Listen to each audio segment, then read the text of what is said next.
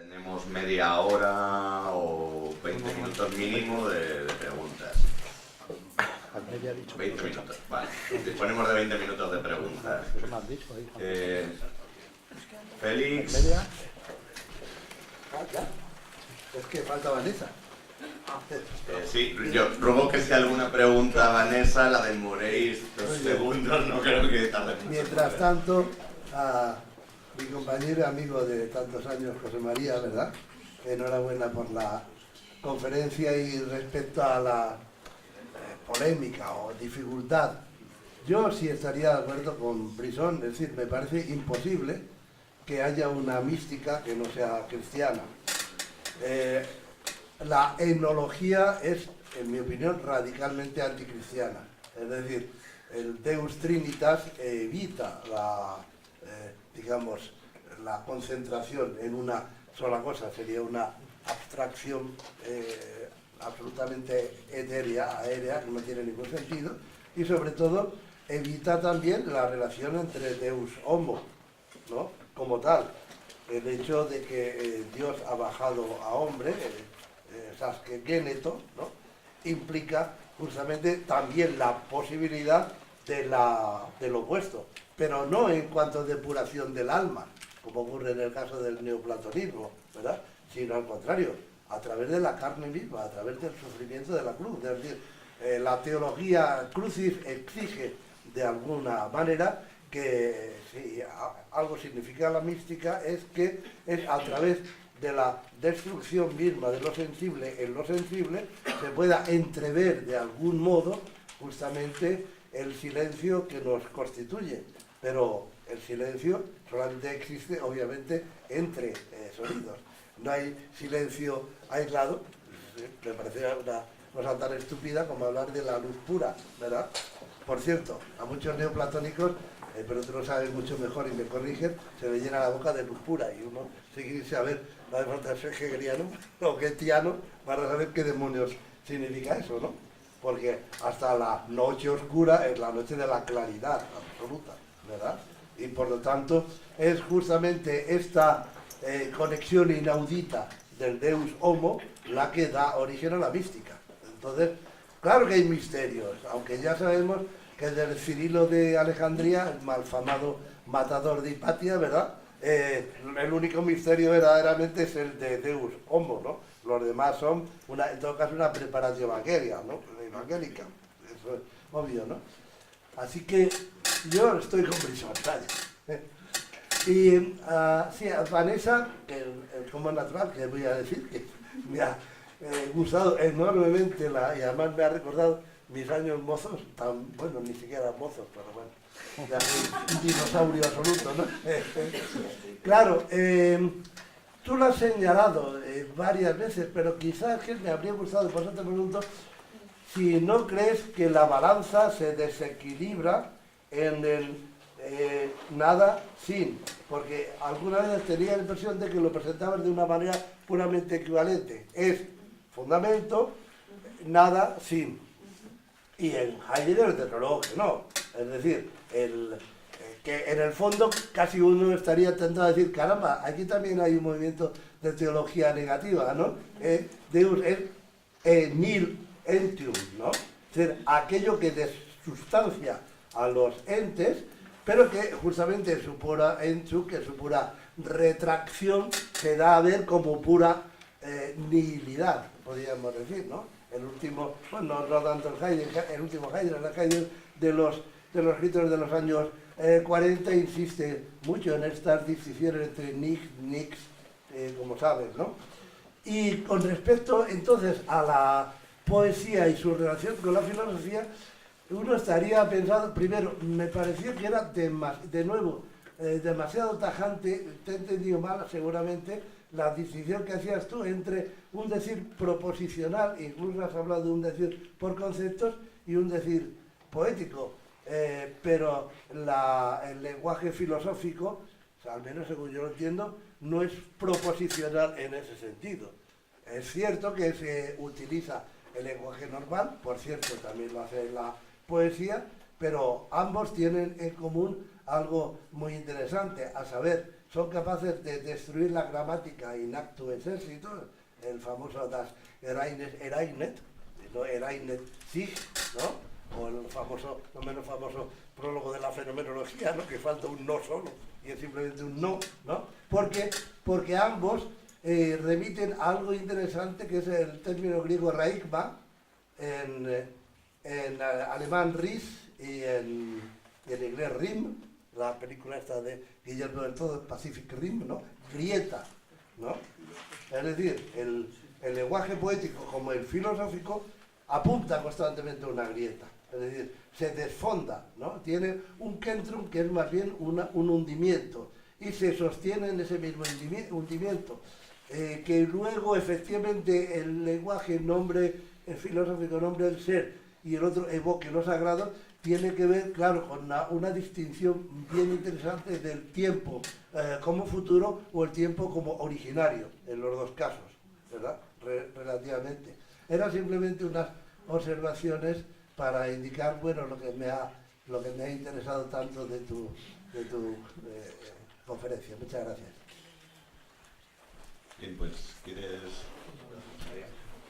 Muchas gracias, Félix, por tu cuestión y defensa de visión. Evidentemente, si toda mística es cristiana, que en eso lo compartes con Guillón, no podemos hacer una apología de lo que supone una mística racional. Ahora bien, hay esa inversión, hay elementos del neoplatonismo que van a penetrar el modo de expresión del cristianismo. Es decir, hay una mística en el discurso, o un discurso místico, o una experiencia mística cuyas herramientas antimísticas están allí. Místicos tiene que ver con el ámbito mistérico y hermenéutico, que es la hermenéutica de los mitos. Es Dioniso, la el que va a fundamentar este tipo de lectura. Y la cuestión del antropos fenómenos pues es la piedra clave. Particularmente para Porfirio, no tanto para Plotino, el tratado contra los cristianos, que es quien lo lleva a cabo. En el caso de otro discípulo, que es Amelio, que está es el gran ayudante y el gran discípulo más fiel, probablemente, de Plotino, sí que encontramos elementos de mayor conexión. Él sí lee el Evangelio de Juan, por ejemplo, y tiene un tipo de interpretación, claro, que trata de neoplatonizarlo en ese contexto de Logos. Si Logos es pródico, Eros es lo que permite ese regreso, ese ascenso. Claro, eso el cristianismo lo va a aprovechar. Y María Luisa antes en su conferencia nos ha hablado del Amor Dei también, con elementos en Spinoza muy neoplatónicos están ahí. Pero claro, la cuestión es clave. Toda mística cristiana implica en ese aspecto. Ahora bien, hay posturas que divergen, herederos de Ado. Bison se considera discípulo, pero claro, y eso entra en Henri Corbin y cómo traducimos a Plotino, que esa es la gran cuestión también. Pienso en García Vaca. García Vaca traduce, por ejemplo, la Eneada 1, y cuando utiliza a veces términos como porvenía para traducirlo, o utiliza San Juan de la Cruz para decir sobre toda criatura temporal levantado, está también mistificando o cristianizando el maestro, el profesor de griego de Pachi Lanceros, es jesuita, pero la traducción tiene algunos elementos. La revisión que hizo Quintín Lanceros de este texto griego y traducción detecta esas incongruencias. No hay mística racional en ese caso, es una defensa otra.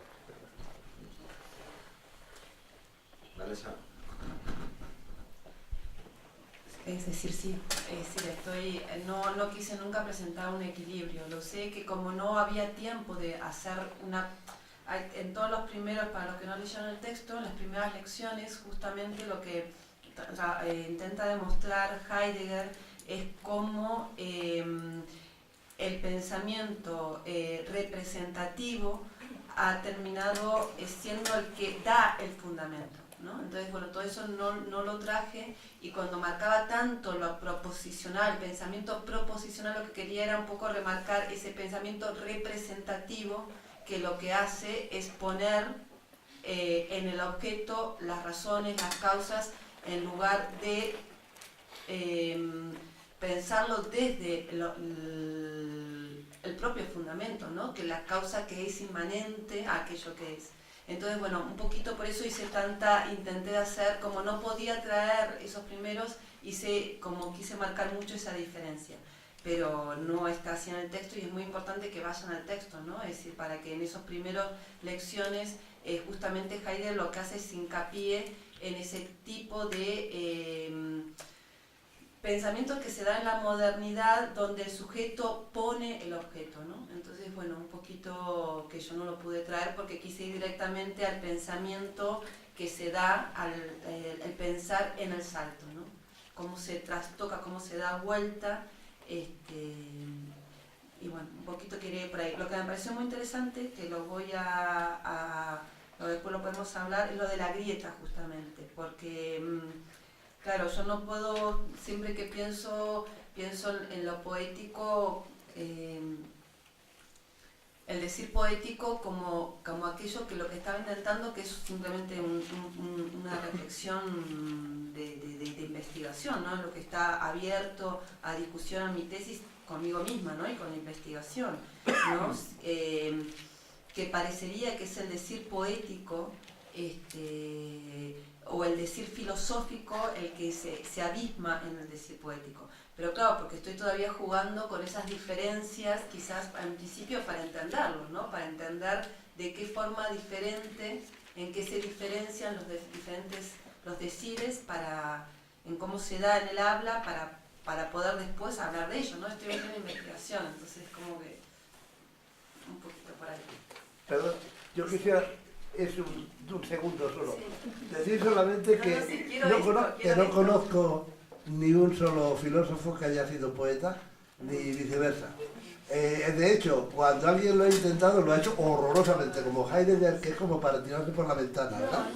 Y en cambio, el que más se acercaría a Hölderlin, cuando está filosofando, y muy bien, en el fragmento del 95, su poesía es que no se puede llamar ni poesía, ¿no? Es que es de risa, ¿no? Es decir, por lo tanto, yo no hablaría de abismamiento de un pensar en otro, sino, tú misma lo has señalado, de una copertenencia en la raíz de dos caminos que ahí sí podríamos hablar casi como con Spinoza, de dos vías paralelas que asintóticamente apuntan a lo mismo, dasselbe, pero justamente lo mismo por su carácter de sustantivación de un adjetivo, se encuentra en todas partes sin ninguna. Cuando yo digo yo mismo, tú mismo, él mismo, resulta que eso es simplemente un adjetivo. Y ahí entonces volveríamos a la imposibilidad de la enología dentro de un pensamiento marcado por el cristianismo y que no puede salir de él, en mi opinión, ¿no? Era solamente por decirte eso, no encuentro, seguro que me equivocáis, que alguno me dice que no, pero no encuentro un filósofo que sea poeta. No puede ser. No, sí, una de las cosas que me parecía que era importante mantener todo el tiempo es que justamente la distancia entre los dos decires tiene que mantenerse, porque tienen un decir propio que nos dicen, nos nombran, nos señalan el mundo, ¿no? Digámoslo así, de forma diferente, si son diferentes caras, diferentes modos de comprender. Mi pregunta es pasar más que nada por... estoy en la pregunta por el abismo, justamente estoy en ese momento, ¿no? En esa pregunta ahora. Teresa. Bueno, yo súper brevemente, porque quiero hacer una pregunta a cada uno de los ponentes. Cuando Ignacio Estudio dice que el acontecer es diferencia, el acontecer en Alece ya es diferencia, mi pregunta es ¿qué tiene que ver esa diferencia con el límite? Mi pregunta para José María Zamora, bueno, aquí hay debates que no se van a resolver en un segundo, pero no estoy de acuerdo con lo que acaba de decir Torizuke, igual que también había una polémica ayer con Valerio Rocco, ¿verdad? Me ha interesado muchísimo la diferencia que no siempre tengo clara entre Epistrofé y Anagogué, me gustaría que se abundara más en ella, y toda esa relación del alma odiseica, ¿verdad? Y ese retorno también con la filosofía de la historia de Homero, porque evidentemente hay una ida que es epopeya de carácter bélico y conquista, y luego hay un retorno al hogar, que es un hogar imposible, y claro, aquí de nuevo la ocasión de advertir que ese uno no es un uno ni cuantitativo ni siquiera cualitativo, sino que en efecto es un límite, pero siempre estorba un poco la pedagogía de que eso tuviera una temporalidad cronológica que al mismo tiempo está tachada, ¿no? Pero me gustaría mucho Claro que ahí hay una ética y una estética, por lo tanto, no solo una hermenéutica de los mitos, en el caso de que una hermenéutica pudiera ser solamente una interpretación de lectura que no se convirtiera en una transformación ética de vida real, ¿no?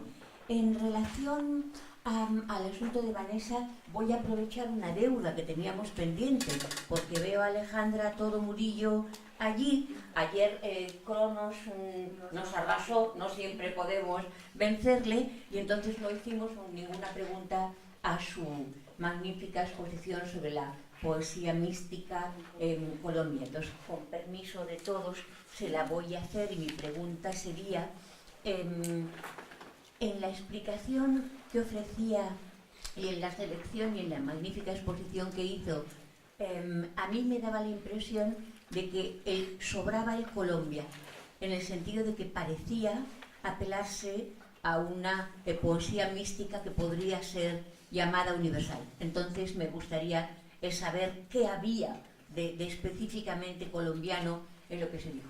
En relación a Vanessa, una petición en orden a la claridad de la asamblea filosófica y a la didascalía, ¿verdad? Claro, Tiempo y Ser de Martin Heidegger, y estamos hablando, claro, del 62, Zeit und Sein, donde claramente la quere se da incluso de un modo evidente en las titulaciones y en el procedimiento, ya dice tengo dos condiciones solo. Uno, pensar el ser sin el ente, no convertir al ser en fundamento del ente, y la otra, que el lector tenga nociones suficientes de historia de la filosofía como búsqueda de la verdad en el tiempo. Sin esas dos condiciones no se puede hacer nada de lo que es la comprensión del acontecer del das Ereignis de la verdad. Y bueno, y una pregunta básica, puesto que ese texto está dedicado a un comentario en profundidad del poema de Parménides, que lo que habla es del pensar del ser. ¿Ese poema no es filosófico? Sí. Y luego, no, todavía no, me falta una pequeñez, me falta felicitar el elemento de Van Hoffer. Siempre es apasionante y no ha sido suficientemente tratado, me parece, hacer ese subrayado. Y luego una cuestión muy interesante en la denuncia que hacía el profesor Espinosa de cómo el laicismo y la secularización en muchos sentidos están haciendo el juego a la teología política del capitalismo ilimitado de consumo que padecemos en nombre del neoliberalismo, ¿no? Entonces, ¿qué tipo de urdimbre tendríamos para una teología política de resistencia? Ayer Eduardo Zazo decía, la mística es una vía de resistencia en nuestro mundo, ¿no? Y él también se ha referido a todo este elemento del decrecionismo, la desaceleración. Bueno, cuidado, sin embargo, que acción no es movimiento, por tanto, no tiene por qué haber quietismo en la vía de intensidad de la mística, ¿no? Pido perdón por el exceso. Estás perdonada. Voy a aprovechar que tengo la palabra para responder, para incluir una pregunta a Javier, que si no me responde ahora, habrá ocasión de que la respondas, que si cabe pensar efectivamente en una acción política que pudiéramos denominar mística, y si fuera así, que verdaderamente pudiera denominarse, ¿qué relación tendría con un bien ontológico de carácter modal que además se declina pluralmente y por lo tanto comunitariamente? Y eso que se ha respondido desde los diversos estratos que has ido dibujando en esa panorámica que has hecho tan interesante. Bien, en cuanto a la pregunta que... Dime. Claro, que ha hecho una pregunta a Alejandra. ¿Qué? Pero que le lleven el micro. Un micro. Vale. Claro, porque si no, no... Ay, ¿tienes micrófono? No, Sí. Bueno, Teresa, es la respuesta. Yo creo que ya está. La respuesta, digamos, es muy sencilla y es más que tiene que ver con un marco, digamos, contextual y geográfico del marco de la investigación y de los poetas en los que yo estaba trabajando. Pero es claro que pues si para un buen lector como tú pues es reconocible ahí la universalidad de la poesía, pues la capacidad que la poesía tiene de extrapolar, digamos, lugares, geografías, etcétera, con su palabra. Algo que es muy interesante, digamos, en la poesía colombiana es que, a diferencia, por ejemplo, de la narrativa, la poesía colombiana no está tan dependiente de narrar esa, digamos, realidad de Colombia, y que tiene mucha más capacidad de comunicarse como con verdades más universales.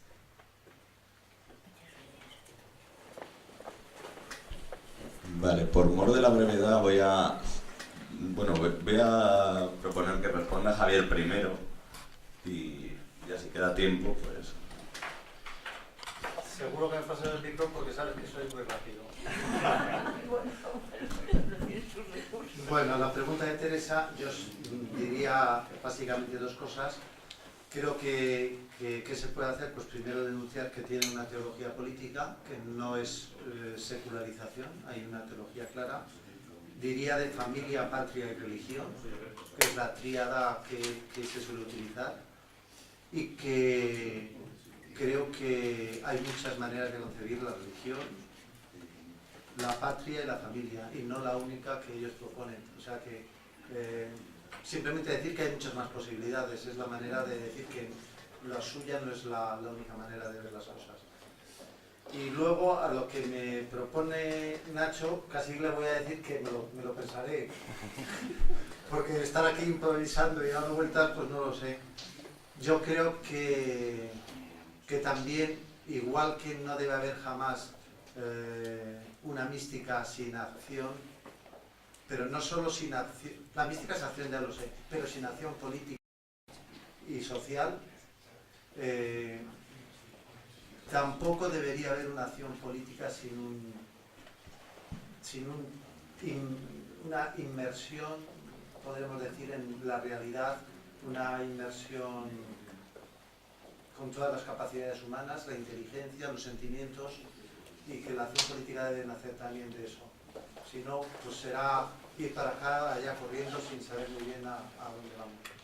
Perdón, pero tenemos que irnos, Cronos nos llama, así que dejamos todas las preguntas para después. Es que los funcionarios tienen que irse, la gente que está trabajando, así que recogemos con la mayor brevedad posible y dejamos que cierre el técnico.